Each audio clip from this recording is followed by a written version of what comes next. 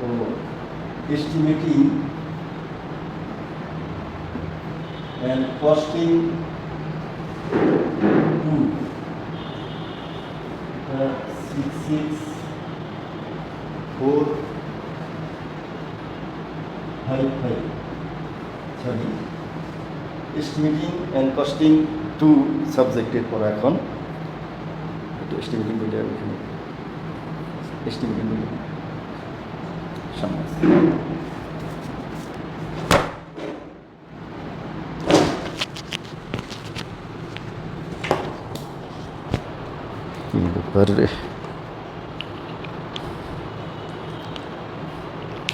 Estimating and costing two 66455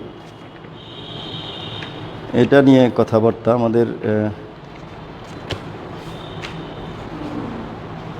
frame structure building নিয়ে আমরা কথা বলছি। এইবার আমরা ফ্রেম স্ট্রাকচার বিল্ডিংয়ে ফাউন্ডেশন ইন্ডিভিজুয়ালি করা হয়, অর্থাৎ ওয়ালের নিচে কোনো ইয়ে থাকে না। আমাদের এইরকম একটা কলাম আসবে, কলামের পরে এরকম একটা ফুটিং ডিজাইন করবে। ফুটিং স্লোপিংও থাকে, এরকম ফ্ল্যাটও থাকে। আমরা ফ্ল্যাট দিয়ে দেখাচ্ছি এখন আপাতত। এইখানে মাটির লেভেল, এই যে এটা হইল জিএল, আমরা মাটি খুঁজবো হইল এই পর্যন্ত।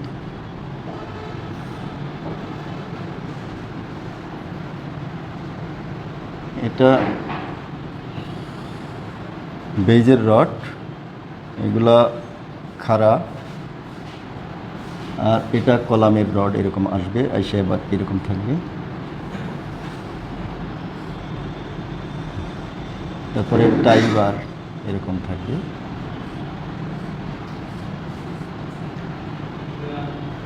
জিএল টু এইখানে কোনো লেভেলে আবার পিএল লেভেল থাকবে। আমরা জানি, আমরা আজকে আমি একটু ফিটে করাই। যেমন এটা যদি 7 ফিট হয়, এটাও 7 ফিট, একটা বেজের সাইজ মনে করো, তাহলে এই জায়গাটা মনে করো 21 ইঞ্চি ঢালাই দেব আমি। আর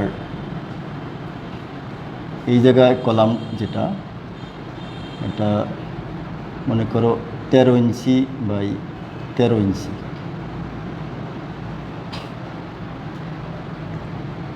এখন এই জায়গাটা 5 ফিট, এই জায়গা হবে 2 ফিট, 7 ফিট 7 ফিট। তাইলে একটা ফ্রেম স্ট্রাকচার বিল্ডিংয়ে 3% থেকে 5% উপরে বিল্ডিং যদি আমরা করি, তাহলে সেখান থেকে 12টা থেকে 15টা কলামের মতো হয়। এই 12টা বা 15টা কলাম হলে 15টা বেজ হবে। আমরা একটা বেজ সম্পর্কে একটু ধারণা দেব এখন। এই একটা বেজ মাটির লেভেল থেকে মোটামুটি 5 ফিট 6 ফিট নিচে বেজ খনন করতে হয়। খনন করে বেজের নিচে যদি শক্ত মাটি পাওয়া যায়, তাহলে সিসি ডালাই এবং 3 ইঞ্চি যে ব্রিক ফ্ল্যাট সোলিং সেটা লাগে না। আর যদি আমার শক্ত না পাওয়া যায়, সেই ক্ষেত্রে এখানে 3 ইঞ্চি সোলিং দিতে হবে এবং 3 ইঞ্চি এখানে সিসি ঢালাই দিতে হবে। তাহলে এখানে 2 ভাগ, একটা 3 ইঞ্চি আর একটা 3 ইঞ্চি। তাহলে এটা হলো বিএফএস আর এটা সিসি। তাহলে এই একটা ফুটিংয়ের জন্য আমরা কি কি কাজ করব দেখো। প্রথম হলো মাটি খনন, এদিকে 7 ফিট এদিকে 7 ফিট করে, নিচে তোমার এই দেখো এটা 5 ফিট 21 ইঞ্চি আর 6 ইঞ্চি কত, 21 আর 6 27 ইঞ্চি, তার মানে 2 ফিট 3 ইঞ্চি। তাহলে যদি মাটি খনন 1 নাম্বার আইটেমের কথায় আসি, মাটি খনন দেখা যায়, এই লেখা দেখা যায়। হ্যাঁ, আচ্ছা, মাটি খননটা হবে দেখো, একটা তো এরকম যদি একটা বিল্ডিংয়ে এরকম 7টা হয় বা 12-14টা হয়, সেটা লিখবো আমি, একটার জন্য হিসাব করি। তাহলে এটা 7 feet by 7 feet by 2 feet 3 ইঞ্চি, এত ঘন ঘনফিট। তাহলে এইটা গুণ করার পরে যেটা আসবে এটা হলো এত সিএফটি। অর্থাৎ এই ক্যালকুলেটর নিয়ে আসতে হবে, মানে মোবাইলে ক্যালকুলেটর পাখি তিনটা গুণ করে বলেন, এই তিনটা 7 × 7 × 2.25। তাহলে এই 110.25 ঘনফিট মাটি কাটতে হবে। তাহলে এই বেসটা ঢালাই দেওয়ার জন্য আমাকে মাটি কাটতে হচ্ছে 7 ফিট দৈর্ঘ্য, 7 ফিট চওড়া এবং গভীরতা 2 ফিট 3 ইঞ্চি করে, অর্থাৎ 110.25 সিএফটি। এটা আইটেম নাম্বার 1। এই যে মাটি খনন, মাটি খননের পরের কাজটা হলো ব্রিক ফ্ল্যাট সোলিং, এই যে ইট বিছাইতে হয় একটা করে। তাহলে 2 নাম্বার কাজ হইল ব্রিক ফ্ল্যাট সোলিং। তাহলে এটা 7 ফিট বাই 7 ফিট, তার মানে 49 স্কোয়ার ফিট, 7 × 7 = 49 স্কোয়ার ফিট। তাহলে 1 স্কোয়ার ফিটে 3টা করে ইট লাগে, 3টা ইট বিছাইলেই 1 ফুট জায়গা কভার করে। তাহলে সেই ক্ষেত্রে আমার 49 বর্গ ফিট যদি আমি কভার করতে চাই, তাহলে এটাকে 3 দিয়ে গুণ করতে হবে। 3 × 49 = 147, এতটা ইট লাগবে, এত নাম্বার অফ ব্রিক্স। ঠিক আছে, দেখা যাচ্ছে? তাহলে 2 নাম্বার আইটেম হলো ব্রিক ফ্ল্যাট সোলিং। আমরা এখানে দেখতে পাচ্ছি ব্রিক ফ্ল্যাট সোলিং। তাহলে 2 নাম্বার আইটেমের কাজ শেষ। এখন 3 নাম্বার আইটেমে দেখো আবার এখানে সিসির কাজ। সিসি তো 1:3:6 রেশিওতে করা হয়। তাহলে সিসির কাজ হবে 7 × 7 × 3 ইঞ্চি। 3 ইঞ্চি মানে 0.25। এটা 0.25 49 রে 0.25 দিলে 4 ভাগের 1 ভাগ হবে, 12.25। তাহলে এত সিএফটি কাজ হইল সিসির কাজ। এখন তোমরা কিন্তু এস্টিমেটিং 1-এ এটার অ্যানালাইসিস শিখছো।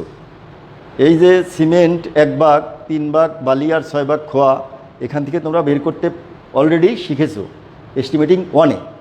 তারপরেও আমি এটা করে দেবো, ওই জন্য যেটা এখন শুরুর দিকে ক্লাস, শেষের দিকে কিন্তু আমি এগুলার অ্যানালাইসিস আর করবো না। যেমন 1 ঘনমিটার মাটি কাটতে যদি 300 টাকা খরচ করে, 100 ঘনমিটার কাটতে কয় টাকা লাগবে এটা গুণ করলে কস্টিং চলে আসবে। এই যে ইট বেড়েছে 147, একটা ইটের দাম যদি 10 টাকা হয়, তাহলে 147টা ইটের দাম 10 দিয়ে গুণ করলে তোমার 1470 টাকা লাগবে। এটা কিন্তু তুমি অলরেডি এস্টিমেটিং অ্যান্ড কস্টিং 1-এ শিখেছো। তাহলে এইটারে যদি অ্যানালাইসিস করি, ক্যালকুলেটর আছে এখানে?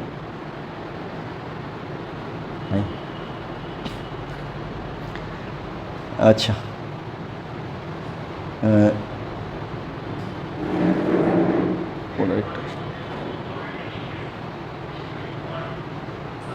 ক্যালকুলেটর লাগবে, একটু বের করো।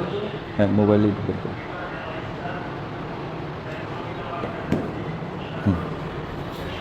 তাহলে দেখো, আমি এটারে অ্যানালাইসিস করতে গেলে এটারে 1.5 দিয়ে গুণ করতে হয়। শুষ্ক অবস্থায় নেওয়ার জন্য 1.5 দিয়ে গুণ করলে এই 12.25 × 1.5, তাহলে এটা হয়ে গেল 18.375 সিএফটি। এখন এখানে যদি আমি সিমেন্ট চাই, সিমেন্ট পাবো, স্যান্ড পাবো এবং খোয়াও পাবো। তো সিমেন্ট হবে এই 18.375 ভাগ 3, 9, 10 আর 1 সিএফটি, এক ব্যাগ সমান 1.25 সিএফটি। এই জন্যে 1.25 দিয়ে ভাগ করলে ওর ব্যাগে চলে যাবে। তাহলে এটারে ভাগ করব আমি, এটা দিয়ে দেখো। তাহলে এইটুকু কাজ করতে 1.47 ব্যাগ সিমেন্ট লাগলো। আবার যদি বালি চাই, তাহলে 18.375 ইন্টু বালি হইল 3 ভাগ হইল 10, তাহলে এই 18.375 গুণন 3 ভাগ 10 দিলে 5.51, এই 5.51 সিএফটি বালি লাগবে। আর এটার ডাবল লাগবে হলো তোমার এই 18.375 ইন্টু 6 ভাগ 10, তার মানে 11.02। তাহলে 11.025 CFT লাগবে খোয়া। এখন এই যে আমি সিমেন্ট স্যান্ড খোয়ায় ভাগ করলাম, এই অ্যানালাইসিসগুলো সার্ভে এস্টিমেটিং 1-এ শেখানো হয়েছে, তারপরেও আবার দেখাইতেছি, কারণ এগুলো বারে বারে দেখানো হয়তো সম্ভব হবে না, তোমরা খেয়াল রাখো। এখন এই যে এক ব্যাগ সিমেন্টের বর্তমান বাজার দর যদি 500 টাকা হয়, 500 দিয়ে গুণ করলে দাম বেরিয়ে যাবে। এক ব্যাগ 1 CFT মোটা বালির দাম 40 টাকা এখন বাজারে, 40 দিয়ে গুণ করলে বালির দামটা চলে আসবে। এরকম খোয়া 1 ঘন ফুট খোয়ার দাম বাজারে এখন 70-80 টাকা, সেই 70-80 দিয়ে এটারে গুণ করলে তুমি খোয়ার দামও পেয়ে যাবে। এভাবে আমরা দেখো এরপরে আছে কি, এটারে কয় ফুটিং, আর এটা তো কলাম। তাহলে কলামের আমরা যদি এগুলা মুছে ফেলতে হবে, তার কারণ লেখা তো সব জায়গায় লেখা যায় না, নিচে লিখলে হয়তো বোঝা যাবে না, আমরা এটা মুছে ফেলি।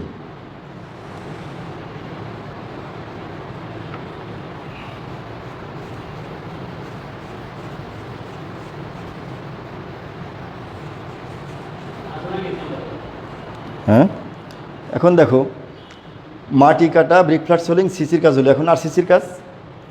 আরসিসি তো দুইটা অংশ, একটা হলো ফুটিং আর একটা কলাম। আমরা মনে করো শর্ট কলাম পর্যন্ত করব, ফ্লোর পর্যন্ত। এই ফ্লোর পর্যন্ত করলে এইখানে 7 আর 2 9 ফিট, 5 আর 2 7 ফিট, আর এটা হলো 21 ইঞ্চি। তাহলে আরসিসির কাজ, এই আরসিসি এইটার রেশিও হয় 1:4, আর এই মাটির নিচে হয় 1:3 এই রেশিওতে করা হয় আরসিসির কাজ। 4 নাম্বার এইটা। তাহলে এই আরসিসির কাজের পরিমাণ হবে হলো প্রথমে ফুটিং নিচেরটুকু, তাহলে নিচেরটুকু 7 feet by 7 feet by 1.75 feet, তাই না? 21 ইঞ্চি, 21 ইঞ্চি মানে 2.25 ফিট, 21 ইঞ্চি মানে 1.75 ফিট।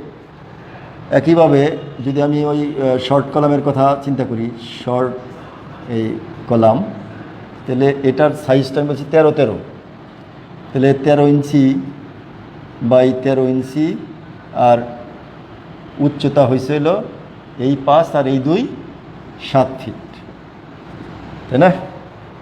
তাহলে 7 ফিট হইলে তুমি দেখো, তাহলে 7 7 49 গুণন 1.75, তাহলে 85.75, 85.75 কি সিএফটি।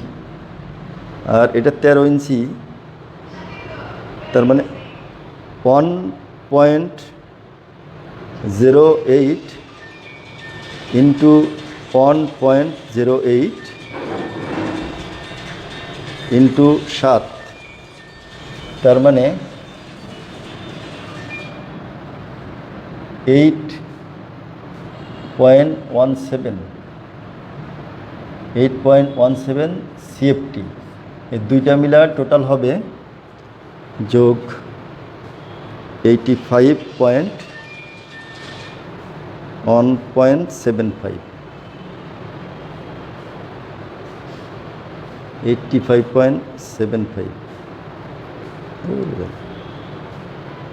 85.75 যোগ 8.17, 93.92। এখন 93.92 সিএফটি। এই যে আরসিসির কাজ, এখন এই আরসিসির কাজ 1:3 অনুপাতে অ্যানালাইসিস করলে সিমেন্ট বালি খোয়া তুমি পাবা। এখন রডের কথাবার্তা, রড পার্সেন্টেজে হিসাব করে, আবার স্পেসিং দেওয়া থাকলে একবারে সংখ্যা বের করেও আমরা করতে পারি। মনে করো এইখানে 16 মিলি রড উপরেও দেওয়া আছে, এখানে এই রডগুলা, এই মেইন রড যেটা 6টা 16 মিলি, আর এই টাইবার মনে করো 10 মিলি, এর দ্বারা এইটাও 6 ইঞ্চি সেন্টার, আর এটা মেইন বার। আর একইভাবে এই যে এই বারগুলা, এই দুই দিকে যেটা পেঁচাইছে এটাও মনে করো 16 মিলি, এর দ্বারা এইটাও 5 ইঞ্চি সেন্টার বা 6 ইঞ্চি সেন্টার দিলাম। তাহলে এই রড বেইজের রড আর কলামের রড আলাদা করে আমি বের করতে পারবো। তাহলে কলাম বেইজের রড হইলে এমএস বার অফ বেইজ, তাহলে এখানে 6 ইঞ্চি দূরে দূরে দিচ্ছে, তাহলে 3 ইঞ্চি কভারিং। তাহলে এই 3 আর 3 6 ইঞ্চি বাদ দিলে 6.5 ফিট। তাহলে 6.5, তাহলে 6.5 ফিট, এটারে ইঞ্চিতে নিলে 12, 78 ইঞ্চি। এখন ভাগ 6, যা হইল যোগ 13 আর যোগ 14টা। তাহলে দেখো একদিকে 14টা লাগবে আর একদিকে 14, তো দিক হইল 2টা, একদিকে 14টা রড আর একদিকে 14, এই জন্যে সামনে 2 দিলাম। আর এইটার লম্বা হইল এই পর্যন্ত 7 ফিট। এইখানে কভারিং কত, এইখানে 3 ইঞ্চি, এখানেও কত 3 ইঞ্চি, তাহলে 3 3 6 ইঞ্চি গেলে সাথে থেকে 6.5 ফিট। মাথা যদি আবার 3 ইঞ্চি করে বাঁকা করে দেই তাহলে সেটা নিয়ে গেলাম, তাহলে লম্বা হয়ে গেল 7 ফিট। আর এই 16 মিলি 1 ফিটের ওজন হইল 0.48 কেজি, এত কেজি পার ফিট। তাহলে টোটাল কেজিতে চলে আসবে। আর যদি কলামেরটায় চলে যাই, এমএস বার অফ কলাম, তাহলে এখানে আছে 6টা সংখ্যা। লম্বা দেখো এখানে 2 আর এখানে 5, 7 ফিট। এখানে এলো 2.5, 3 ইঞ্চি চলে গেলে এটা হলো 1.5 ফিট। 7 8 8.5 ফিট। আর এই যে পায়াগুলো বাড়িয়ে দেয়, এগুলো 1.5 ফিট করে দেয়, তাহলে 8.5 আর 1.5 10 ফিট। আবার উপরে বাড়িয়ে রাখতে হবে, জোড়া দিতে হবে। আমি তো এখন ফ্লোর পর্যন্ত করতেছি, তো রড তো আরও উপরে চলে যাবে। সেই ক্ষেত্রে যদি 2 ফিট বা 3 ফিট বাড়িয়ে রাখি আমরা, তাহলে এখানে 13 ফিট লম্বা হয়ে যাবে। এটা 13 ফিট কীভাবে আসলে আমি দেখাইলাম। এই 13 ফিটটা কীভাবে আসে, একটা হইল 7 ফিট যোগ নিচে আছে 1.5 ফিট, আবার ওই মাটাম হইল 1.5 ফিট, তাহলে 3 10, আর উপরে বাড়তি রাখলাম আরও 3 ফিট, এই হলো 13 ফিট। এই জায়গাটা হিসাব দেখাইলাম। এখন 1 ফিটের ওজন এইটাই 0.48 কেজি পার মিটার, এটা গেল। এখন টাইবার লাগবে আবার, এই যে এমএস রড টাইবার, এমএস রডের কলামে গেল, তারপরে টাই মানে কি চুরি। তো চুরি কয়টা হবে, আমার লম্বা হয়েছে এনে এই পর্যন্ত 8.5 ফিট। যদি আমি 6 ইঞ্চি পরে পরে দেই, তাহলে 8.5 ফিট রে 6 ইঞ্চি পরে পরে দিলে কয়টা হয় দেখো, 8.5 ফিটের ইঞ্চি নিলাম 12 দিয়ে গুণ করে, 102 ইঞ্চি, ভাগ হইল 6 যোগ 1, তাহলে 18টা লাগে। তাহলে এইখানে সংখ্যা লাগে 18টা, সংখ্যা কয়টা 18টা। তাহলে একটা টাই এই যে এইরকম এনে কলামের রড এরকম থাকবে, তো তাহলে এই টাইয়ের দৈর্ঘ্য আমি দিয়েছিলাম 13, এইটা 13 ইঞ্চি, এটা 13 ইঞ্চি। তাহলে এইখানে কভারিং 3 ইঞ্চি, এইখানেও 3 ইঞ্চি, তাহলে 3 3 6 ইঞ্চি যদি চলে যায়, তাহলে এইখানে 13 থেকে 6 গেলে কত থাকে 7, এটা থাকে 7, এটাও থাকে 7। তাহলে এটার একটা ইয়ার দৈর্ঘ্য তোমার 2 × 7 যোগ 7 যোগ এক্সট্রা 3 3 6 ইঞ্চি।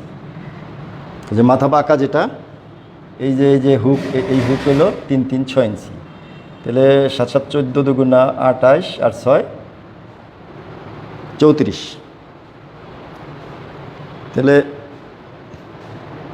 34 হইল ইঞ্চি, আর ফিটে নিয়ে গেলে 12 দিয়ে ভাগ, 2.83 ফিট। তাহলে একটা চুরির দৈর্ঘ্য 2.83 ফিট, 2.83 ফিট।